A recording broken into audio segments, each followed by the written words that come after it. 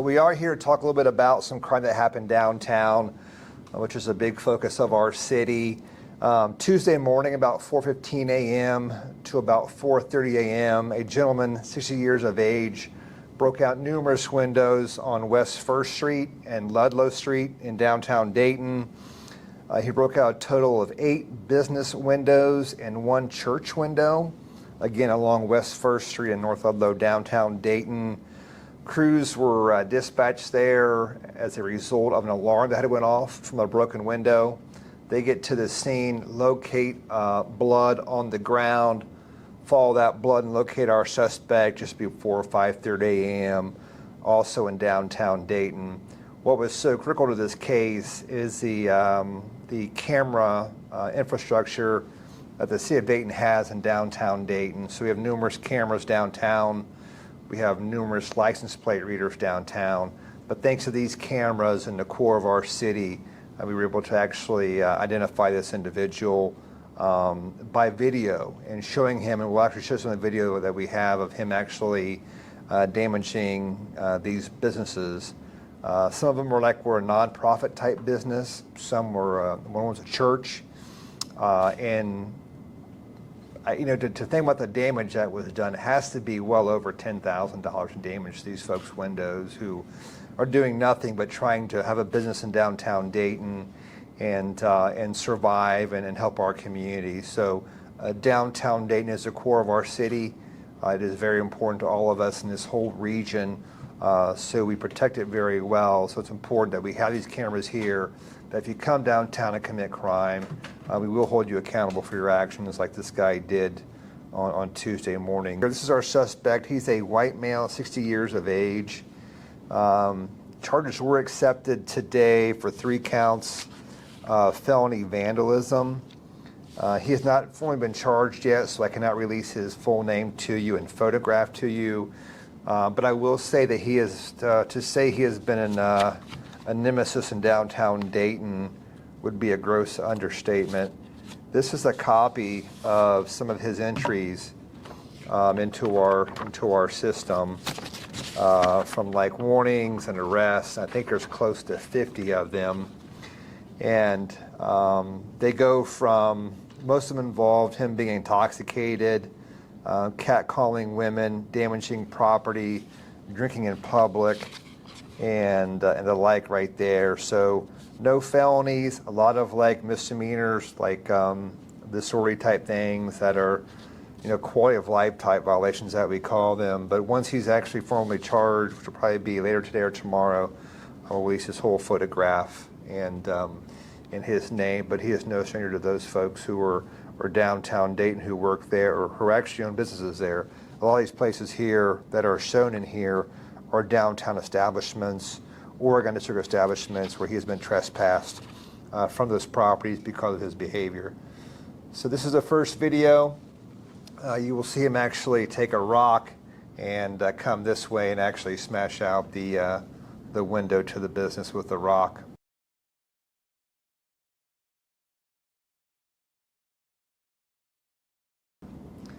This is him. You'll notice him on this window breakage. He actually uses his foot. You'll see this truck coming into the display right here. He kind of watches the truck a little bit to make sure it passes by, and then he goes ahead and does his damage. You can kind of notice how he's walking there. He's not quite sure-footed.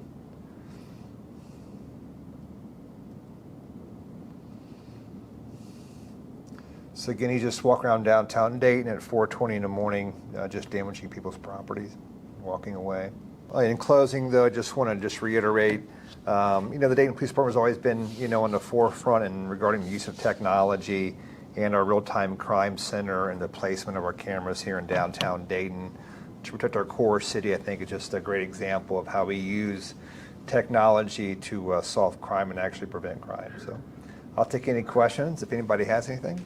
Will you just go over again, you're talking about how this particular person is no stranger to officers and businesses downtown, and why that is? Yeah, I mean, if you just look at his close to 49 entries, I know there was a question posed earlier about mental health, and there is no doubt mental health in our society in general is a huge problem.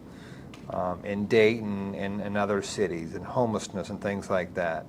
This man does have a slight history of mental illness, but way overbearing than that is his use of alcohol. And when you go through this and read through these, almost all these involve him being intoxicated, approaching people, causing disturbances at businesses, taking his clothes off downtown and things like that. So, I mean, as I mentioned earlier, downtown is the core of our city, and we have to protect it in all communities. But I mean, especially like our downtown Dayton, and we just like this here. We see this, and it impacts businesses in so many ways. That's why I wanted to come here today and kind of show how we use technology in Dayton PD to solve these crimes and try to help our businesses and help our community grow into a better place to live and work. But he has been a menace, I guess. He's been a menace downtown. Correct, he has. Yeah, most of these here in this listing involve Oregon District, downtown Dayton businesses, East Dayton businesses, West Dayton businesses, but predominantly it's downtown Dayton where he gets intoxicated, comes downtown, approaches people, damages property and the like. So yes. It's not like you can trespass them from downtown or neighborhoods. I mean, what do you True. think is an effective way to address a person who causes this much problems? Well, I wish I had the answer to that, because I probably wouldn't be a police officer. I'd be in charge of someplace, but I don't know the answer to it. But I mean, this man is 60 years old. He is cognizant to the point where he knows what he's doing. He voluntarily drinks alcohol and comes down and causes tens and thousands of dollars in damage to property. I don't really know what the answer is to people like that. And he should know better, but he doesn't. So, I mean, I think in cases like this, if you know me and you know my history, I'm all for helping people who are in a tough situation, be it with human trafficking or addiction, but like to have this type of damage and these people who own these companies and businesses did nothing to this man.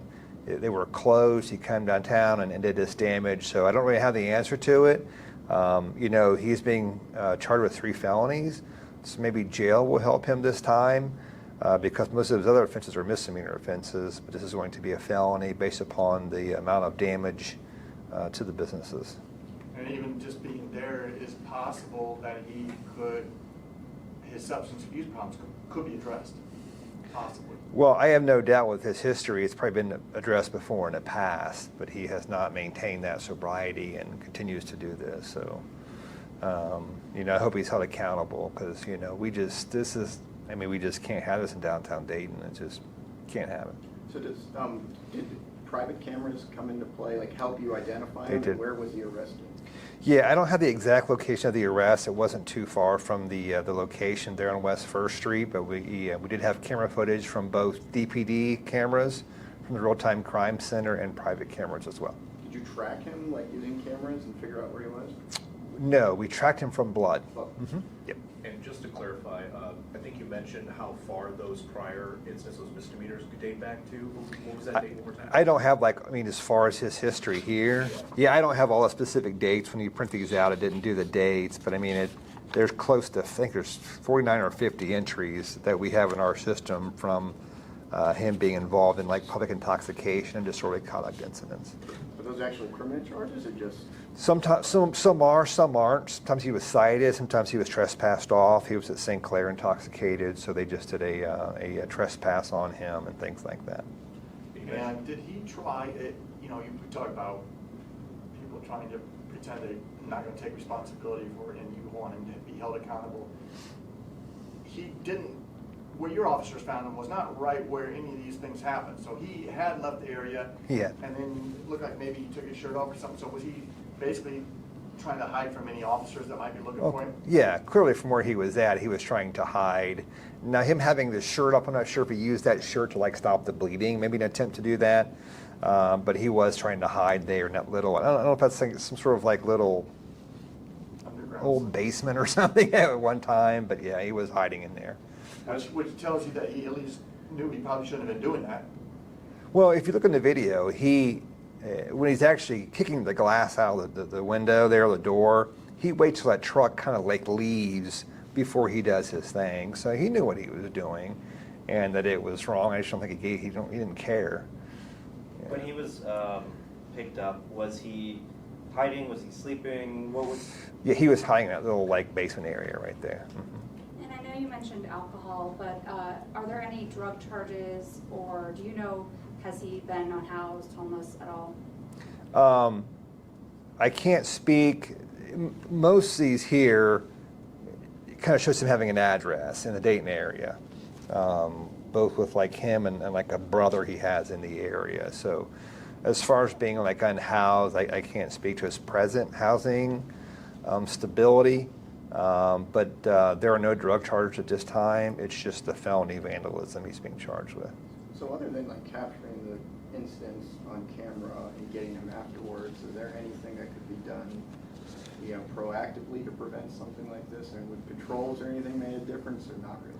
You know, I think patrols can. I mean, if you look in the video there, I mean, he saw what appeared to be some sort of like large dump truck, which kind of like caused him to wait a little bit. Maybe if he would have saw like a police cruiser, that could possibly have caused him to like wait and, you know, or maybe just not do it, or, you know, or what have you. It's hard to say. But, you know, I think it's important that we have this system of cameras downtown that provides that blanket of coverage in the core of our city, and license plate readers that capture license plates that come in and out of downtown Dayton. So when things happen like this, if he would have had a vehicle, we could actually find out, you know, that vehicle, you know, whose it was, where to go, and things like that. So, I mean, technology is amazing. I'm not I'm kind of an older guy and a big tech guy, but I attended a technology conference a while back in Indianapolis, you know, that's like law enforcement related, and some of the technology is amazing that they have with like drone as first responder, and now cameras that can actually capture a firearm and alert police that a gun has been seen in an area when some people wouldn't call the police or didn't even see it. So it's very, very interesting technology. And just overall, I think there was some vandalism in Oregon District not long ago, if I remember. Are you seeing more, less vandalism, kind of the same? And is there kind of an overall message? Because it seems like we're having a few more of these press conferences. Yeah, I believe there was like a window broken in the Oregon District. It was, let me just clarify, it wasn't to this extreme. It wasn't what do we have, a total of 9 windows broke out on this one. But, you know, we do take it very seriously, and that's why the cameras are so important, because a lot of these things happen like after hours when no one is around, and it helps us just, you know, capture that.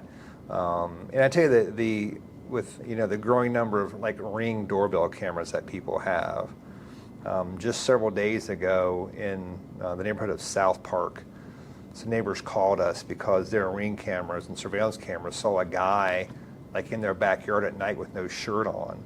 That guy was a registered sex offender with 2 outstanding warrants.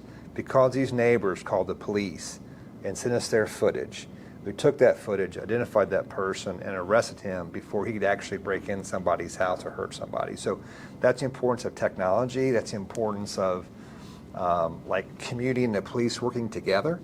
And it's important that when something happens is to call the police. We do see in some things like vandalism where folks report it via Facebook or social media, and but don't call the police. If we're not aware of it, we can't address it or investigate it unless we know about it. So don't report it on social media. You can, but call the police first and let us know about it. And when it comes to these businesses that were affected, is there anything that leads you to believe that he targeted those businesses specifically? No, there was no indication that he targeted those locations, except for the fact they were all close together. He happened to be there. There was nobody out.